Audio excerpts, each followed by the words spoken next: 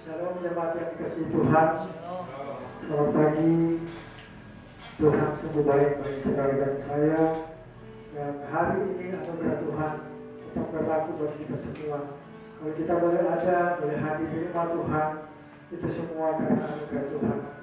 Untuk itu mari kita siapkan hati, pikiran kita untuk datang di hadirat Tuhan, untuk boleh menyembah Dia, Allah yang benar, Allah yang kudus. Dan mari kita mohon agar Roh Kudus hadir di tengah-tengah kehidupan kita. Mari kita angkat pujian, kasih dari surga memenuhi tempat ini. Biar kasih Tuhan memenuhi tempat ini, memenuhi hati saudara dan saya.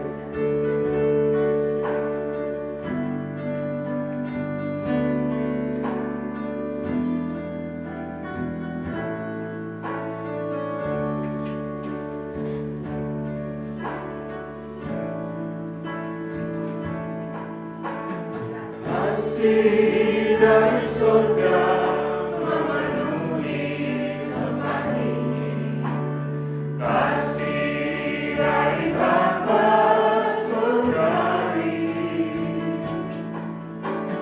Kasih dari Yesus mengalir di hatiku, membuat ramai hidupku. Mengalir kasih dari tempat tinggi,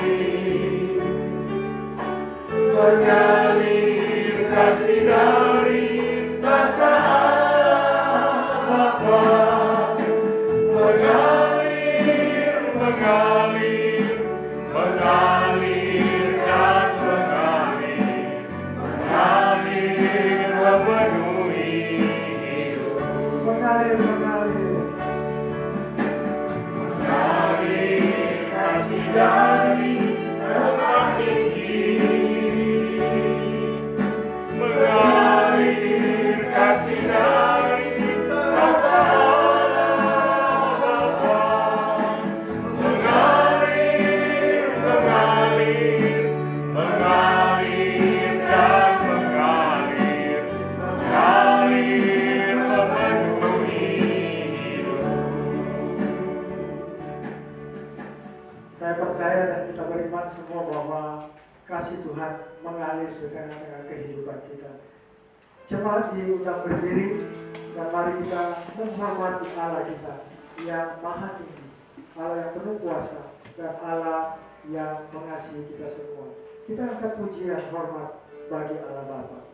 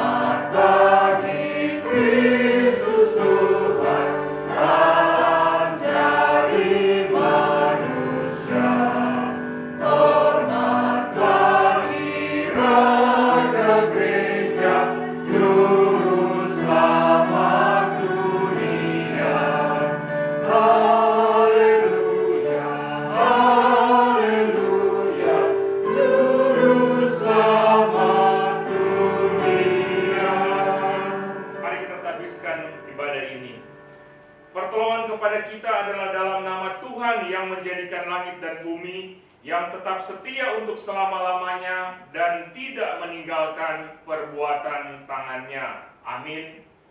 Salam kasih karunia dan damai sejahtera dari Allah Bapa dan dari Tuhan Yesus Kristus menyertai saudara sekalian. Amin.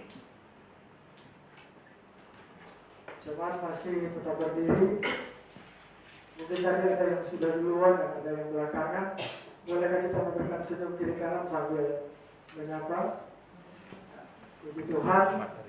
Syukur karena ketika kita boleh berkumpul, kita boleh saling menyapa dengan penuh sukacita. maka Tuhan memberikan kita damai sejahtera. Dan mari kita teruskan serukan nama Yesus, karena Dia Allah yang patut puji. Mari kita angkat pujian, bangkit, serukan nama Yesus. Sampai bertemu.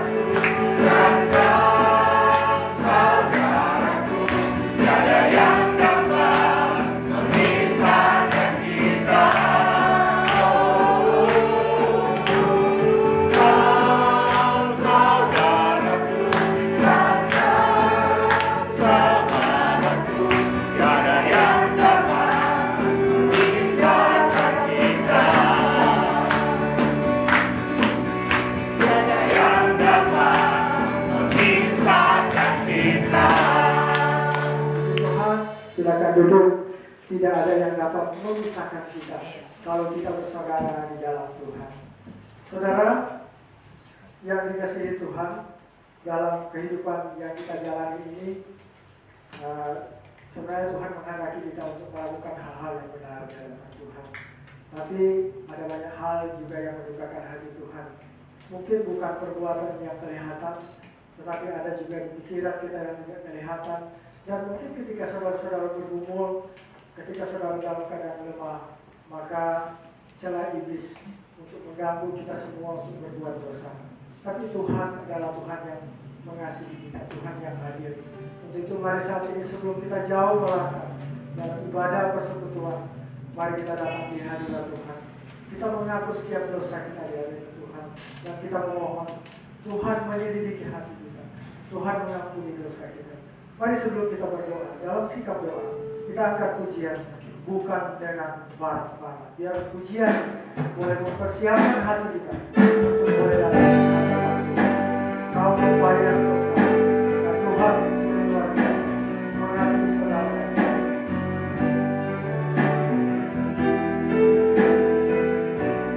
Bukan dengan barang-barang,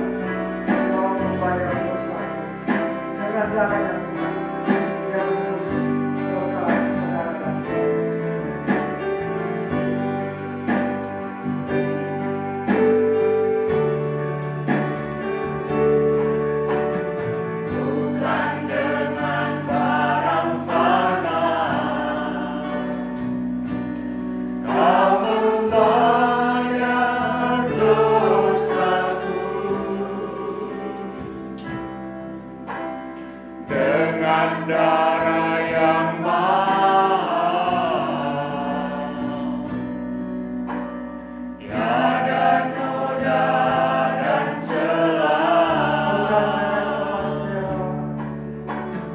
bukan dengan emas perak, kau menebus diriku. Oleh segenap kasih dan pengorbananmu, ku telah mati dan tinggalkan cara hidupku yang lama. Semuanya sia-sia dan tak berarti lagi. Hidup ini ku letakkan pada Mesa-Mu yang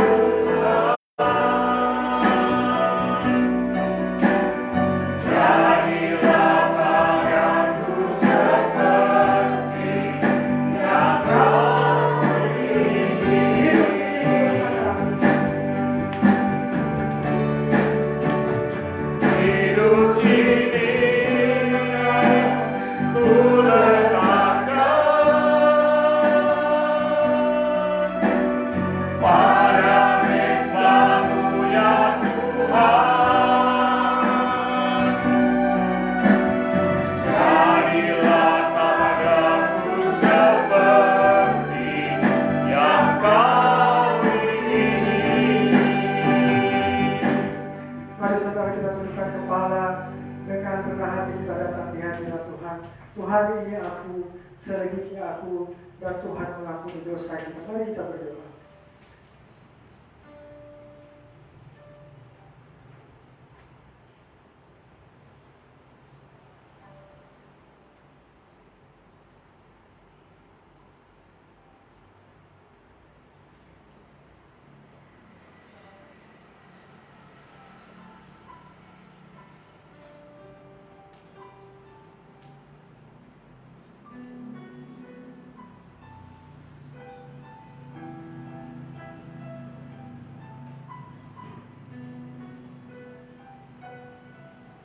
Hidup ini ku letakkan. Mari kita akan puji. Hidup ini ku letakkan pada Mesa-Mu ya Tuhan. Jadilah padaku seperti yang Kau ingini. Jadilah padaku seperti yang Kau ingini. Tuhan, Kau sungguh luar biasa. Dan pagi ini kami mau mempersembahkan hidup kami, dosa kami di Mesa-Mu yang kudus. Dan biarlah jadi sesuai dengan kehendak Tuhan. Kasih setia Tuhan mendengar doa kami pada pagi hari ini. Kami bersyukur dan berdoa di dalam nama Tuhan Yesus adalah Tuhan dan Juru Selamat kami yang hidup. Amin. Dengarkanlah berita anugerah yang terambil dari 1 Korintus 1 ayat 30. Tetapi oleh Dia kamu berada dalam Kristus Yesus, yang oleh Allah telah menjadi hikmat kita dan membenarkan dan menguduskan dan menebus kita. Puji Tuhan, Allah luar biasa, Allah baik bagi saudara dan saya. Dan sebagai ungkapan syukur karena kasih setia Tuhan, mari kita angkat pujian. Engkaulah perisaiku, bahwa Tuhan perisai dan janji Tuhan memberikan kita pemulihan dan tebusan hidup. Dan ujian ini boleh sungguh-sungguh memberikan kita kekuatan, karena hanya Tuhan yang sanggup menolong saudara dan saya. Engkaulah perisai.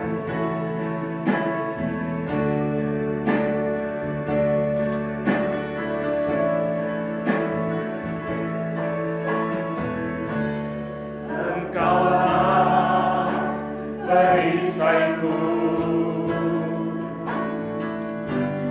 saat pada hidup menepatku. Janji-Mu Tuhan, Janji-Mu di dalamku, pulihkan jiwaku. Tuhan berdiri, Bukan berdiri di tengah badai dengan kekuatan yang Kau berikan, sampai kapanpun bukan bertahan, karena Yesus selalu menopang. Bukan berdiri di tengah badai dengan kekuatan yang Kau berikan, sampai kapanpun bukan bertahan, karena Yesus selalu menopang hidupku.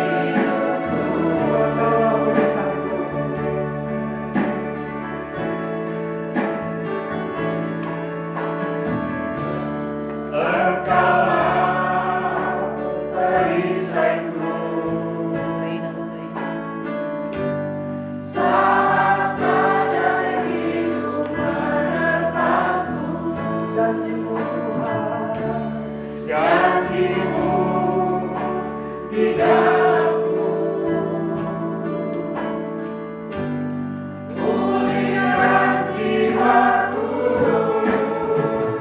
Bukan berdiri di tengah badai dengan kekuatan yang Kau berikan, sampai kapanpun bukan bertahan, karena Yesus selalu menopang. Bukan berdiri di tengah badai dengan kekuatan yang Kau berikan, sampai kapanpun bukan bertahan, karena Yesus selalu menopang. Karena Yesus selalu menopang hidupku.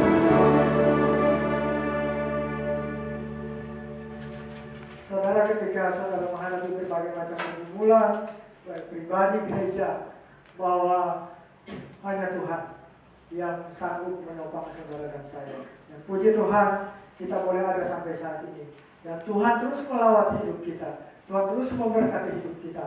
Dan pagi ini bukti Tuhan mengasihi saudara dan saya. Kita dipersiapkan untuk boleh diisi dengan kebenaran firman Tuhan yang boleh menjadikan kekuatan di tengah-tengah hidup kita.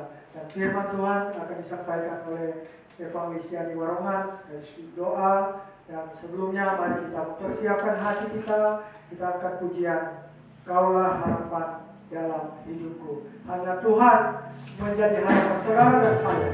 Firman Tuhan boleh meneguhkan kita. Bukan dengan kekuatan itu dapat dijalani.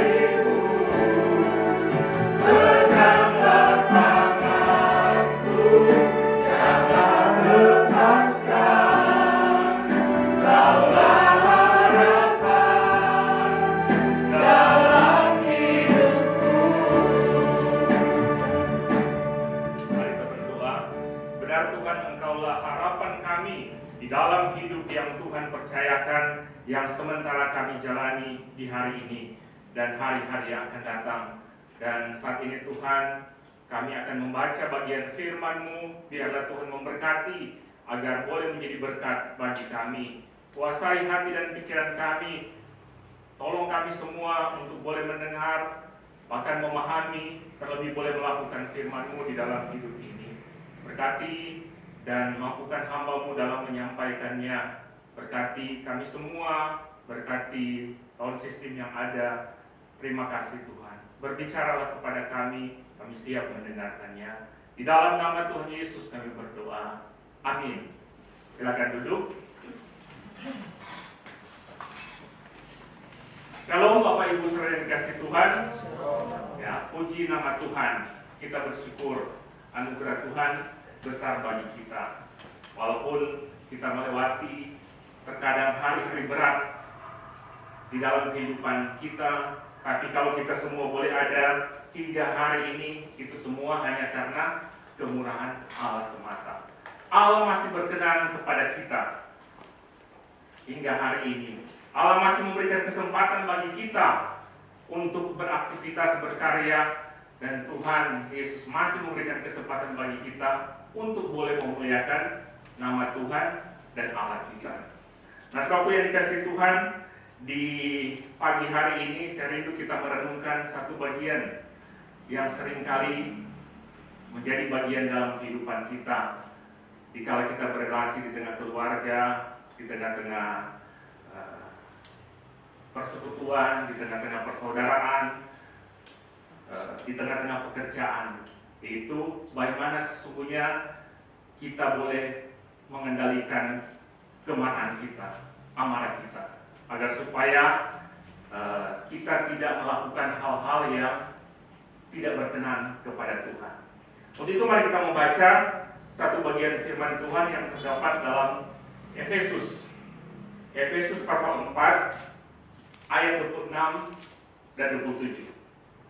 Efesus pasal 4 ayat 26 hingga ayatnya yang ke-27, demikian firman Tuhan.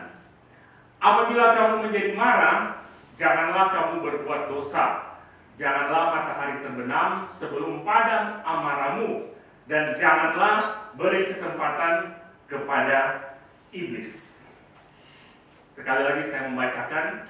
Apabila kamu menjadi marah, janganlah kamu berbuat dosa. Janganlah matahari terbenam sebelum padam amarahmu, dan janganlah beri kesempatan kepada iblis. Bapak Ibu saudara yang dikasih Tuhan, ada sebuah cerita di mana ada seorang anak berumur 5 tahun. Ya, kita namakan saja namanya Alex. Dia bangun pagi dan ia mendapati anjing yang baru didatangkan oleh ayahnya semalam merusak mainan kesayangannya. Dan apa akibatnya? Anak itu di pagi hari karena dia sedih melihat mainan kesayangannya hancur digigit sang anjing, dia menangis di pagi hari. Dan apa juga akibatnya? Kita tahu orang tua, 100 ibu-ibu sangat sibuk di pagi hari, harus mengurus anak, mempersiapkan segala sesuatu, mengurus suami akan bekerja, karena merasa terganggu dengan tangisan dari sang anak ini. Akhirnya ia memarahi suaminya yang sementara mempersiapkan diri untuk pergi ke tempat kerjanya. Karena dimarahi oleh istrinya, akhirnya sepanjang perjalanan, bahkan seharian, sang suami yang bisa kita namakan Agus, hatinya tidak senang sejahtera. Hatinya merasa kesal karena baru memulai pekerjaan sudah dimarahi oleh sang istri. Akibatnya apa? Sepanjang hari dalam pekerjaan, dia memberikan perintah-perintah yang tidak menyenangkan kepada bawahannya, salah satunya kepada sekretarisnya,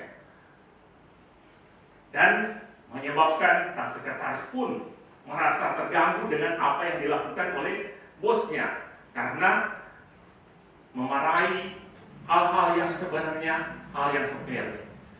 Dan mengakibatkan apa lagi? Sang sekretaris ini pun memarahi rekan sekretarisnya yang lebih muda, yang baru beberapa waktu masuk kerja, karena hal yang sepele. Nah, setelah sore hari, Pak Agus ini pulang ke rumah. Setelah melewati proses perjalanan yang panjang, di perjalanan melewati kemacetan, tibalah ia di rumah dan akan masuk ke rumah, di garasi rumahnya. Sebelum ia masuk, ternyata ada sepeda kakak dari Alex ini yang menghalangi mobil ini untuk masuk. Yang boleh kita namakan Yudi lah, kakak ini. Akibatnya apa? Bapak ini memarahi si Yudi ini. Dan akhirnya dengan sangat kesal karena belum mengerti apa yang terjadi, Yudi pun dengan marahnya masuk kamar, dan anjing yang ada itu di depannya dia pukul. Saudara yang dikasihi Tuhan, kalau kita menyimak cerita seperti ini, menunjukkan bukankah ini juga yang seringkali terjadi dalam kehidupan kita. Hal-hal yang sepele, tapi karena tidak bisa dikendalikan, mengakibatkan merusak hubungan, merusak suasana hati di dalam kita beraktivitas dan berkarya. Bahkan terjadi pertikaian.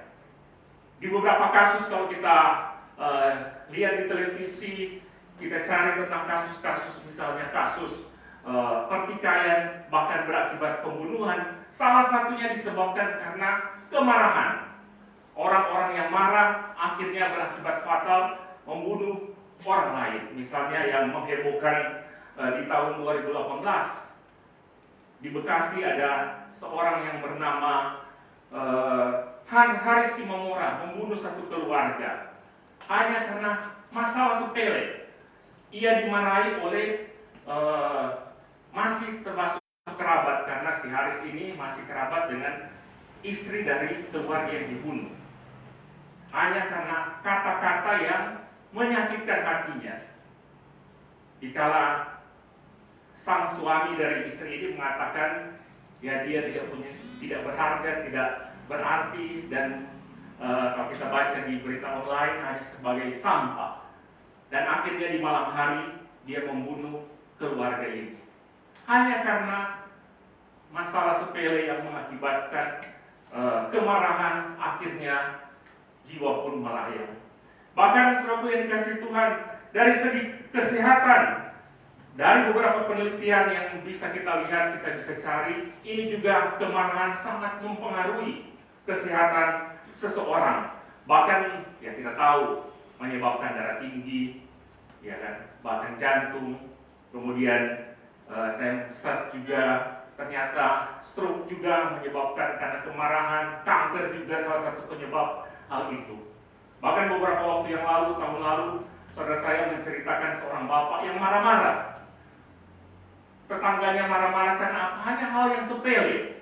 Pipa air itu lewat di depan rumahnya, bukan lewat di kintal rumahnya, lewat di saluran air. Tapi dia tidak senang dengan pipa yang lewat di depan rumahnya di saluran air yang sebenarnya milik pemerintah karena digot. Akibatnya di suatu siang dia marah-marah dengan hal tersebut. Dan apa yang terjadi? Sepanjang jalan dia marah-marah, dan waktu dia pulang tak kancing. Akibatnya apa? membawa kepada kematian. Nah, saudara yang dikasih Tuhan, betapa sangat berbahayanya dikala kita tidak bisa mengendalikan hal ini. Kita tidak bisa mengendalikan kemarahan kita yang sebenarnya itu hal yang wajar menjadi bagian kita. Bahkan beberapa penelitian menjelaskan bahwa orang yang suka marah-marah cenderung lebih, dalam arti lebih sulit mengalami kesembuhan jika dia mengalami sesuatu di dalam kehidupannya. Misalnya sakit penyakit, lebih sulit sembuh. Dan pasti kita boleh melihat orang-orang seperti itu dibandingkan dengan orang-orang yang memiliki hati yang bersukacita, hati yang bergembira. Karena memang itu firman Tuhan dengan jelas sudah mengatakan bahwa hati yang gembira adalah obat. Hati yang gembira, bersukacita adalah obat untuk boleh memulihkan kita dari segala hal yang terjadi di dalam kehidupan kita.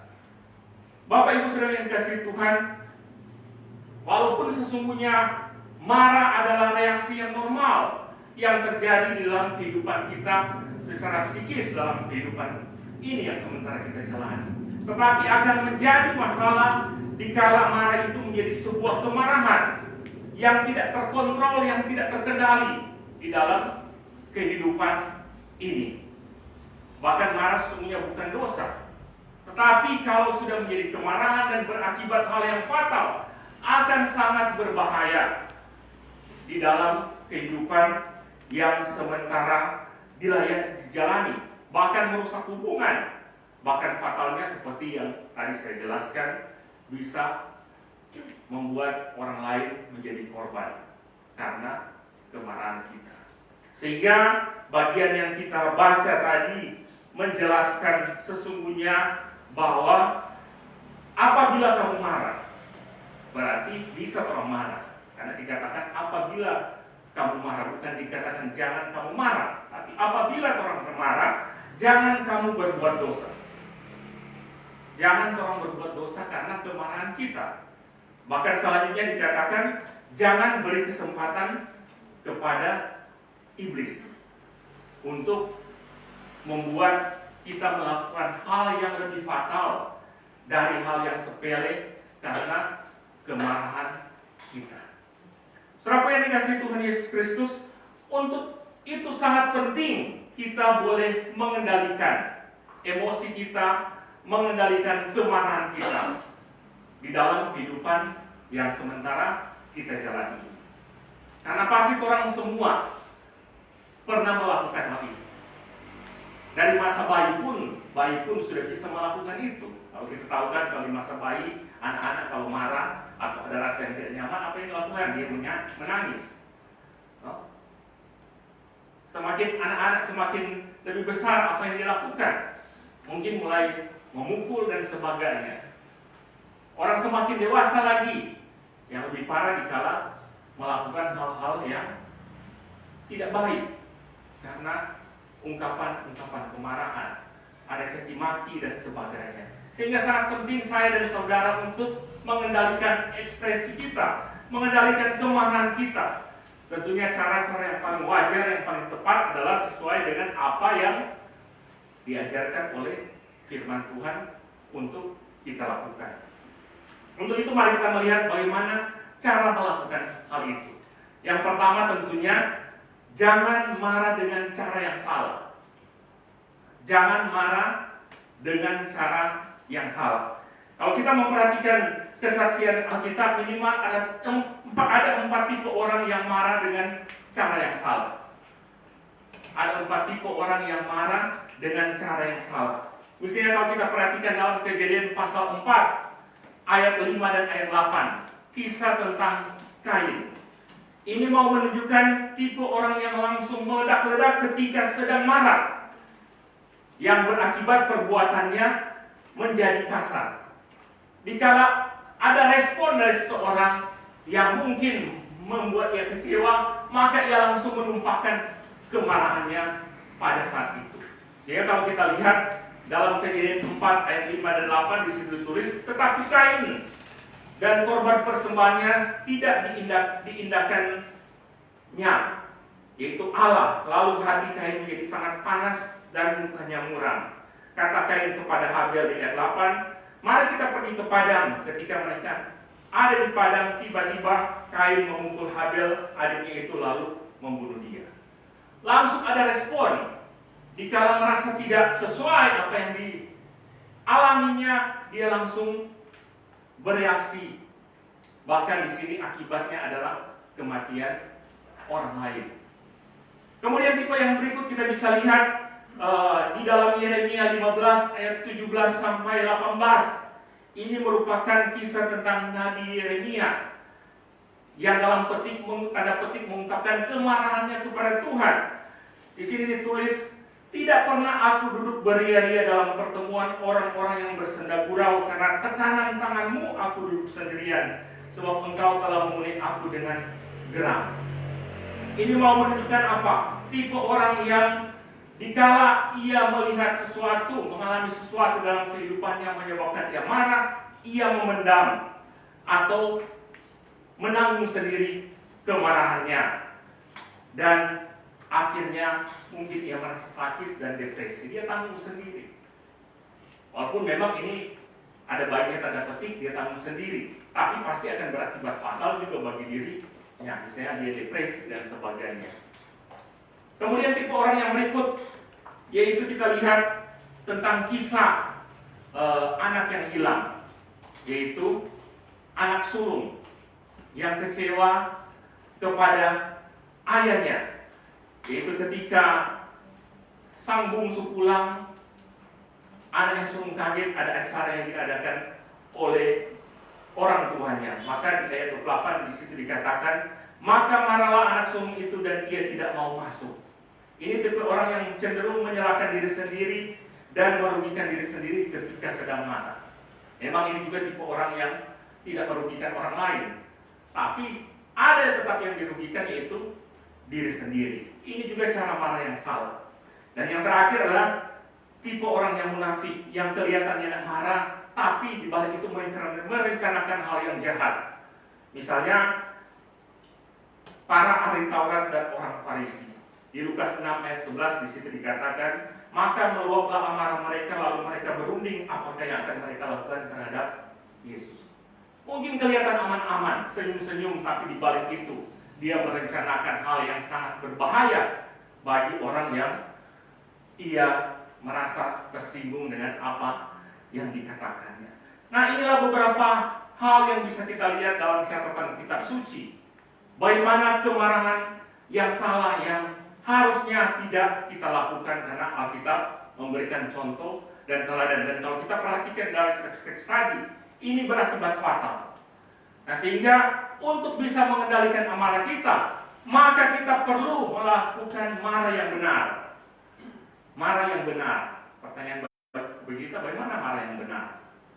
Tentunya teladan yang paling baik juga kita harus lihat dalam catatan Alkitab. Marah yang benar, marah yang seperti apa?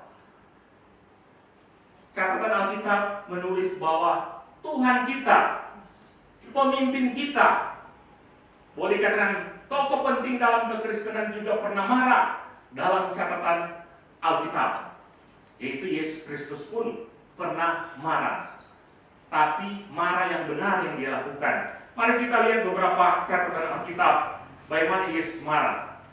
Di ayat Markus 3 ayat 5, ia berduka cita karena kedegilan mereka, dan dengan marah ia memandang sekelilingnya kepada mereka. Lalu ia berkata kepada orang itu, ulurkanlah tanganmu, dan ia mengulurkannya, maka semula tangannya itu.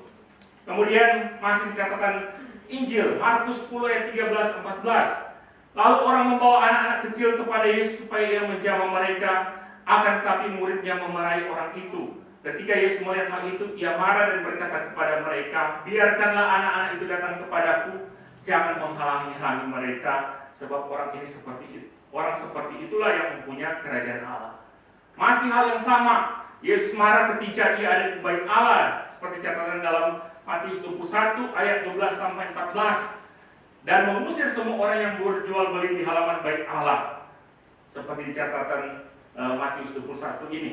Ia membalikan meja penukar uang dan bangku-bangku pedagang merpati dan berkata kepada mereka, ada tertulis rumahku akan disebut rumah doa. Ini juga mau menunjukkan kemarahan Yesus. Tapi kemarahan Yesus adalah kemarahan yang benar. Karena dari ayat-ayat ini kita bisa melihat kemarahan Yesus yang benar, yang bisa mungkin menjadi teladan bagi kita untuk bagaimana mengekspresikan rasa yang ada di dalam kehidupan kita, walaupun mungkin kita marah tapi tidak merugikan orang lain. Karena Yesus marah dengan penyebab yang benar, bukan karena tersinggung atau terluka, tapi dia marah dengan melihat ketidakadilan yang ada di tengah-tengah kehidupan ini. Dan dia mengungkapkan hal itu. Karena kalau sok pakai untuk kepentingan diri sendiri, karena tersinggung dan sebagainya, maka kemarahan itu akan menjadi lain. Yang berarti semua bela diri sendiri. Kemudian kalau kita lihat, Yesus marah dengan tujuan yang benar, yaitu untuk meluruskan apa yang salah, bukan untuk melampiaskan kekesalan hatinya. Untuk membangun, bukan untuk melukai. Untuk memperbaiki, bukan untuk merusak. Karena orang terkadang manusia kalau marah bahkan bisa merusak orang yang kita umpat, kita marah, atau barang-barang di sekitar yang harusnya tidak berkompeten untuk orang rusak, maka kita merusakkannya karena emosi kita. Katanya orang mau melampiaskan emosi, misalnya kan ada yang melampiaskan emosi tumbuh sesuatu, tapi tidak harus seperti itu. Coba kita lihat bagian-bagian yang ditulis ini. Yesus tidak pernah secara fisik meluapkan emosinya, merusak sesuatu. Kemudian marah yang terkontrol, yaitu tetap fokus dan tidak melebar kepada hal-hal yang lain. Bukankah dalam kehidupan kita kalau satu pokok kita marah, tinggal ingat yang lain dan tolong sebutkan. Walaupun sebenarnya sangat perlu selesai, ya kan?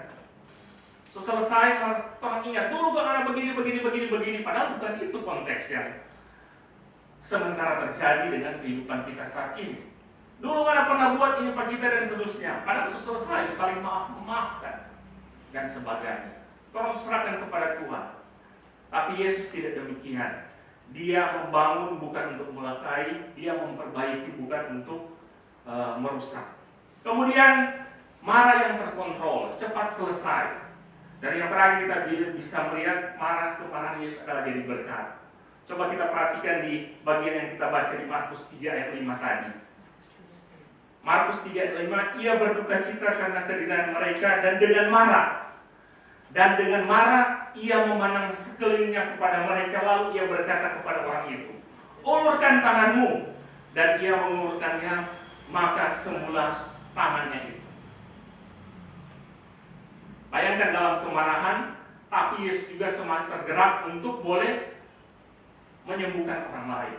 Kalau orang kan sambil marah, mengungkapkan hal yang lain, kalau boleh mati-mati gimana? Ya kan?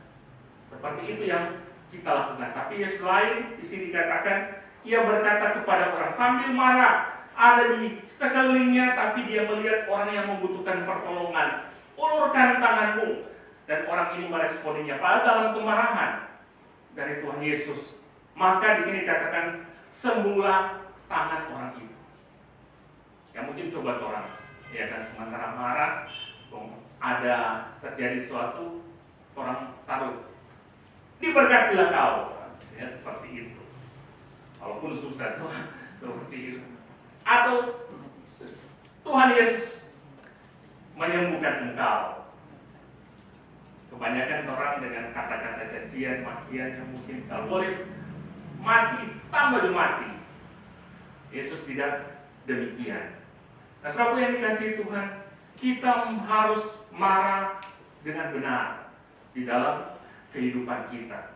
Hal berikutnya yang kita bisa lihat cara mengendalikan marah yaitu cepat selesaikan permasalahan dan kemarahan yang ada, jangan disimpan bahkan menjadi dendam seperti yang kita baca di Efesus 4 ayat 26 tadi. Terjemahan lain menulis begini, jikalau saudara marah, janganlah berdosa dengan membiarkan amarah itu menjadi dendam. Jangan membiarkan diri terus dalam keadaan marah sampai matahari terbenam. Atasilah kemarahan itu dengan segera. Atasilah kemarahan itu dengan segera di dalam kehidupan ini. Jangan biarkan.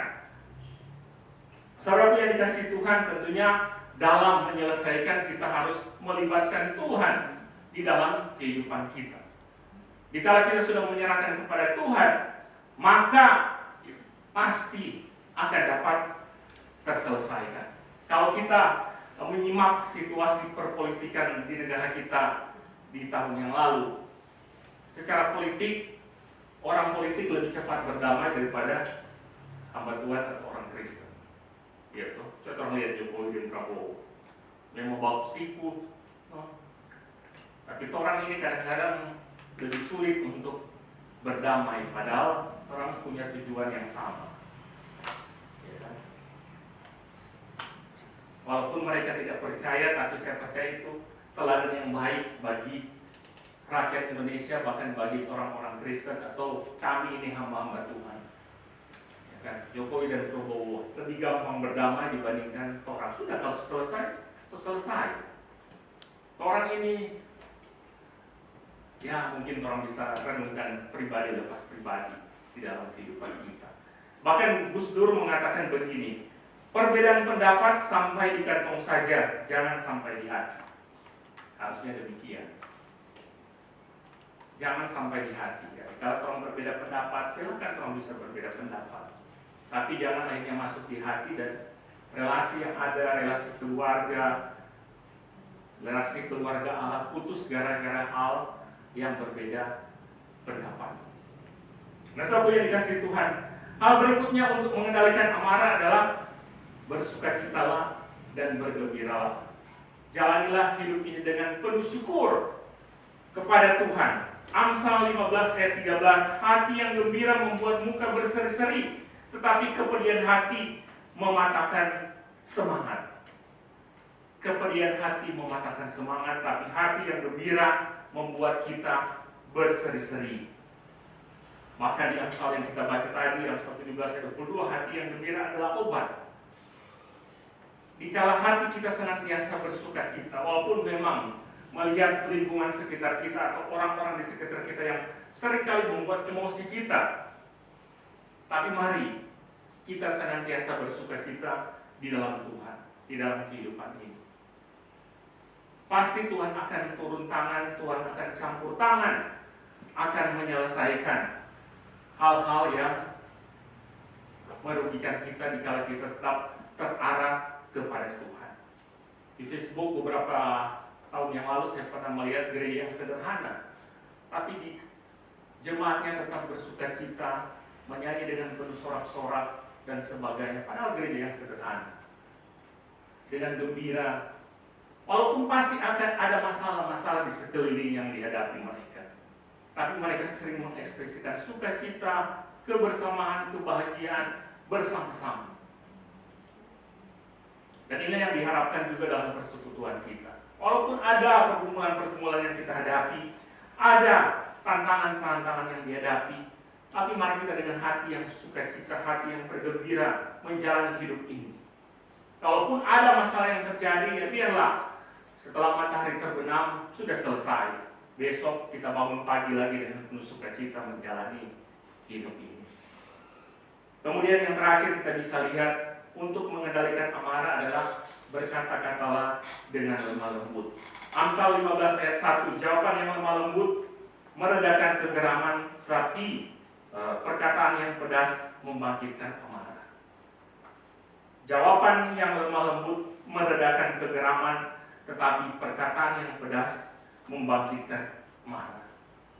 Atau ketikan yang pedas, ya, kalau di masa sekarang kan ketikan.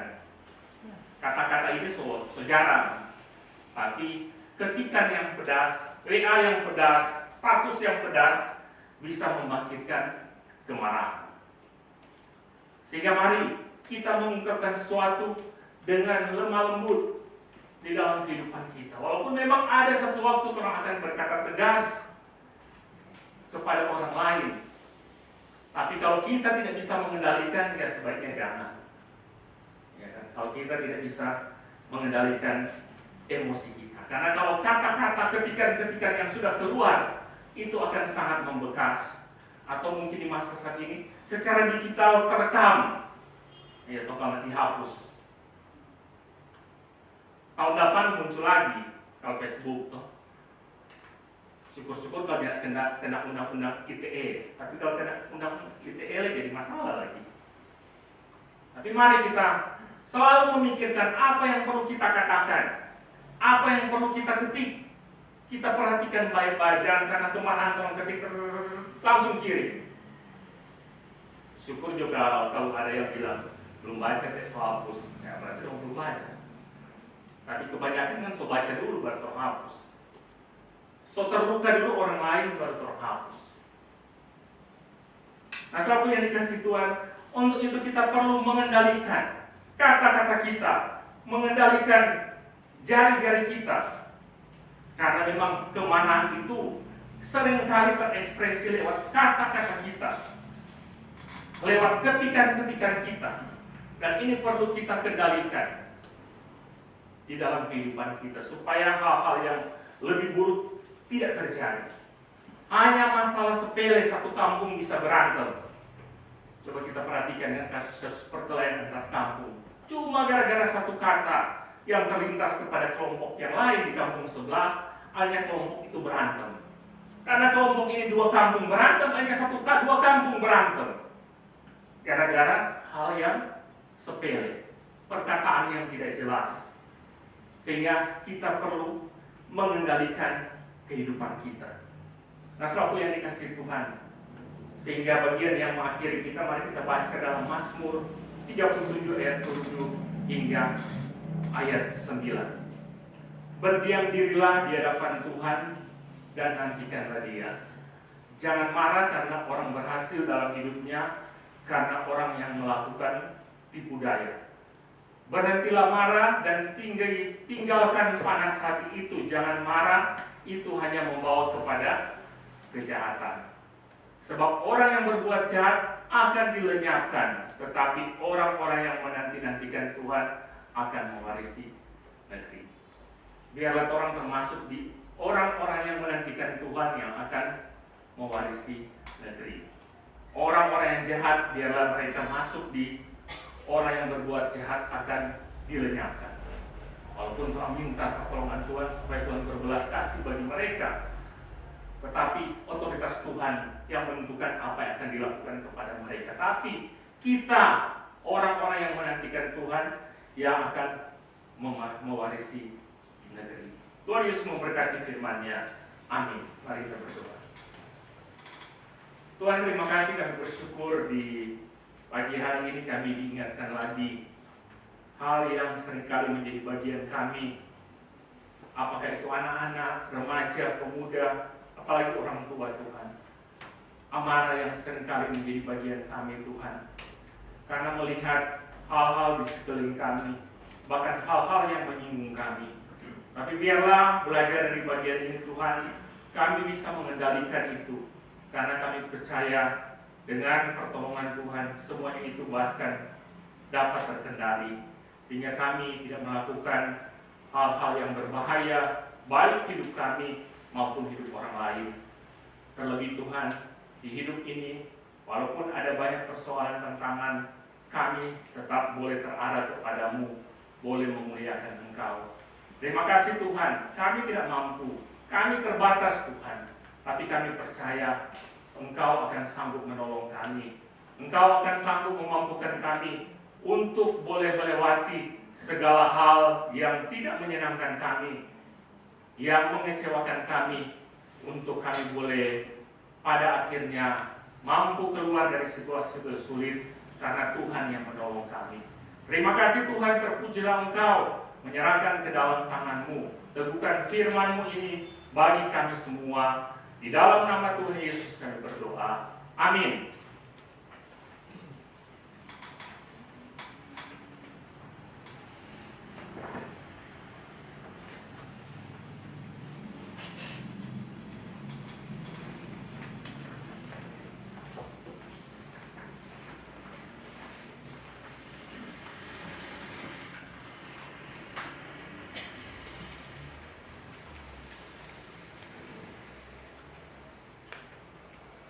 bagi Tuhan untuk kasih setia Tuhan, dan firman Tuhan boleh menjadi kekuatan dan boleh menegur kita untuk senantiasa kita melakukan dengan benar di hadapan Tuhan. Jemaat Tuhan juga akan berdiri bersama-sama dengan seluruh umat Tuhan di seluruh dunia. Mari kita mengaku pengakuan iman rasuli demikian. Aku percaya kepada Allah Bapa yang Maha Kuasa, Allah langit dan bumi, dan kepada Yesus Kristus, Anak yang tunggal Tuhan kita, yang dikandung daripada Roh Kudus, lahir dari darah Maria, yang menderita sengsara di bawah pemerintahan Pontius Pilatus, disalibkan, mati dan dikuburkan, turun ke dalam kerajaan maut. Pada hari ketiga bangkit pula dari antara orang mati, naik ke sorga, duduk di sebelah kanan Allah, Bapa yang Maha Kuasa, akan datang dari sana untuk menghakimi orang yang hidup dan yang mati. Aku percaya kepada Roh Kudus, Gereja yang kudus dan am, persekutuan orang kudus, pengampunan dosa, kebangkitan tubuh dan hidup yang kekal. Amin. Jemaat silakan duduk.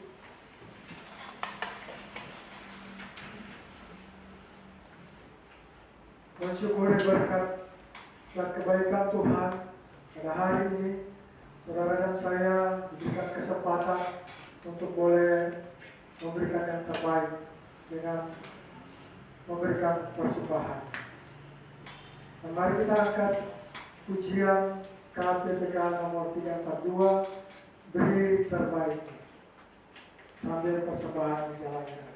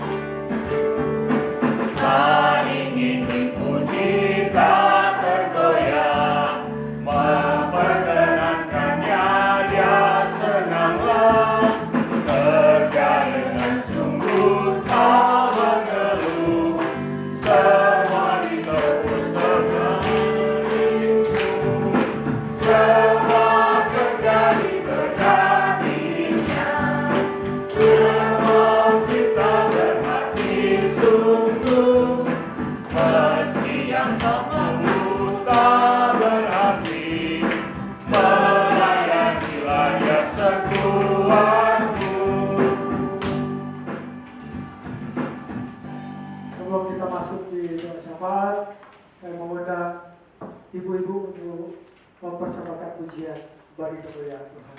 Silakan.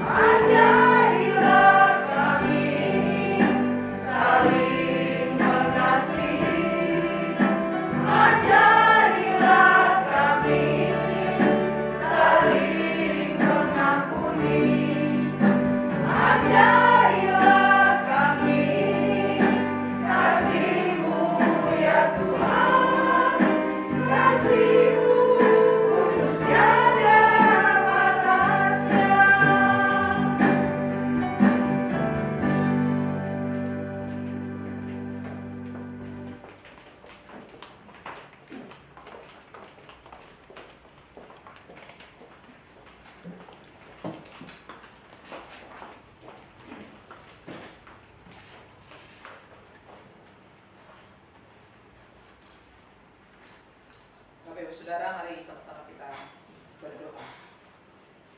Tuhan, terima kasih untuk kasih-Mu yang tak terbatas di dalam kehidupan kami. Sekalipun kami umat-Mu layak dimurkai Tuhan oleh karena setiap salah dan dosa kami, tetapi Engkau dengan belas kasihan-Mu Tuhan yang sungguh tak terbatas, yang sungguh tak ternilai itu, buat kami manusia boleh dibenarkan.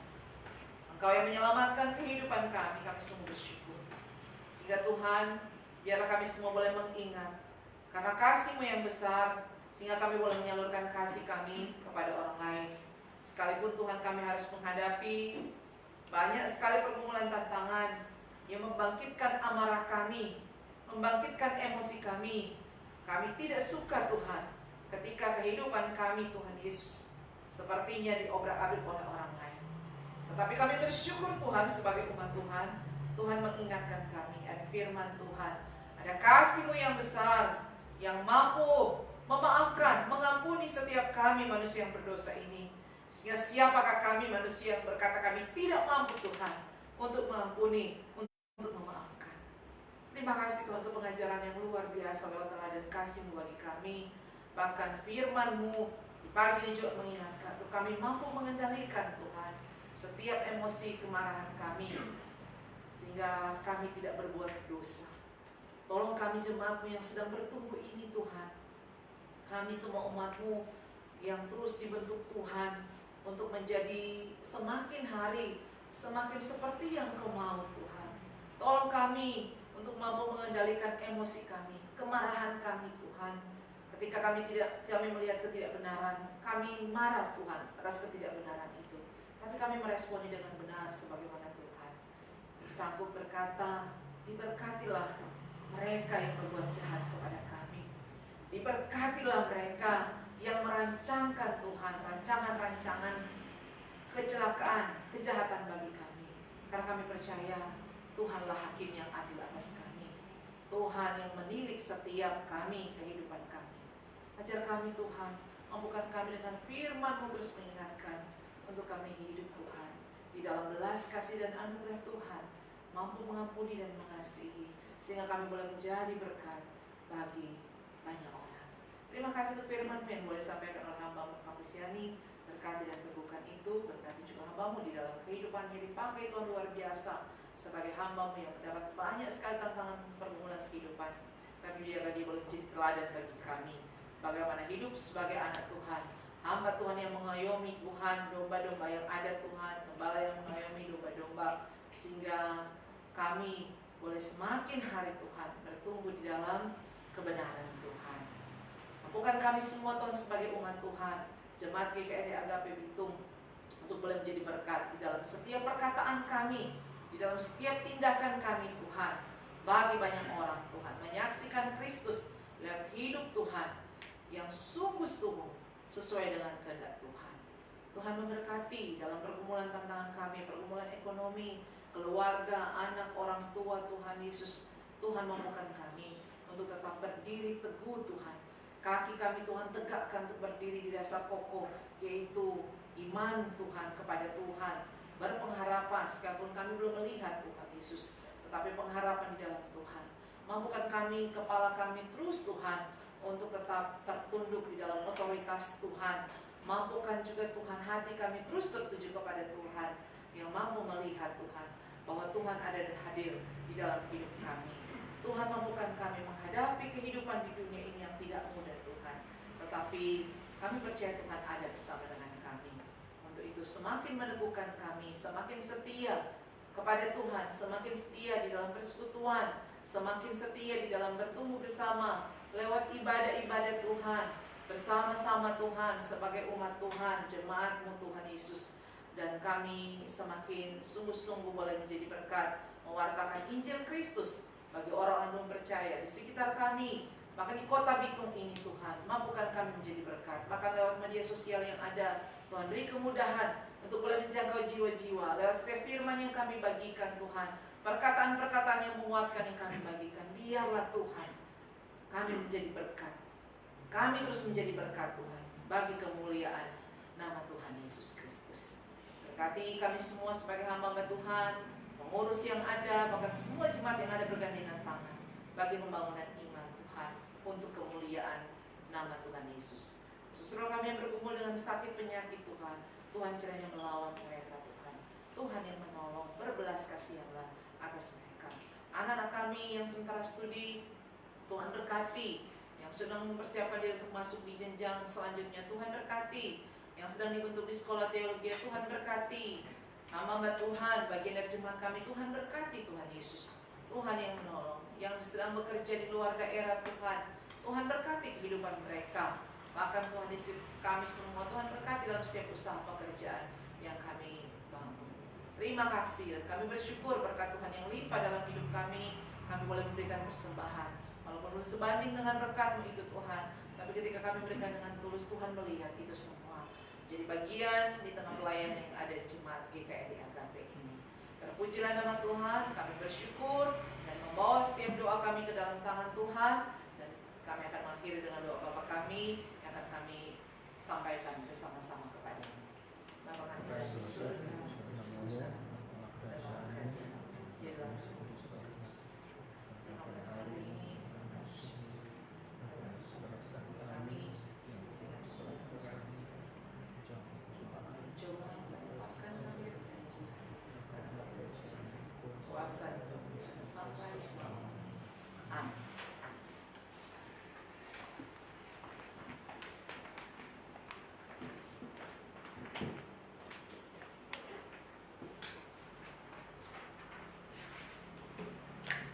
tidak ada kasih yang lebih besar selain kasih Tuhan yang mati di atas kayu salib buat saudara dan saya.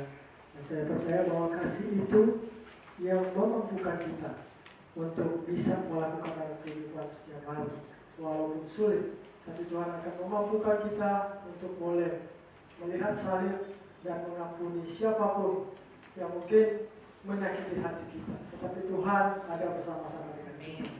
Pujian ini kita akan sama-sama lakukan lagi dan mohon berdiri, kemudian dilanjutkan dengan eksologi dan doa berkat mempunyai kasih pasti berlalu.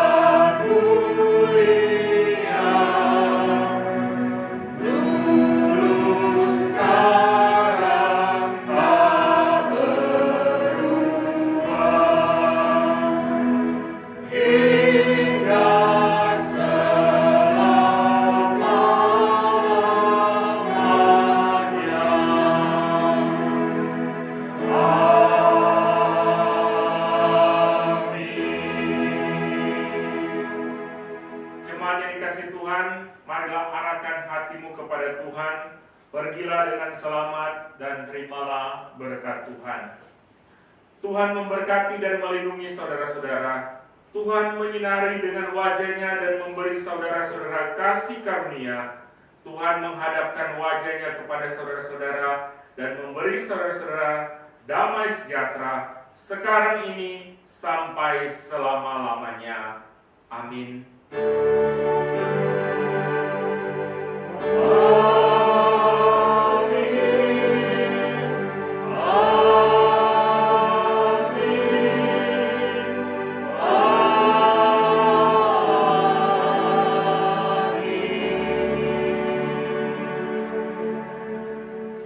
Selamat hari Minggu, Tuhan Yesus memberkati kita semua.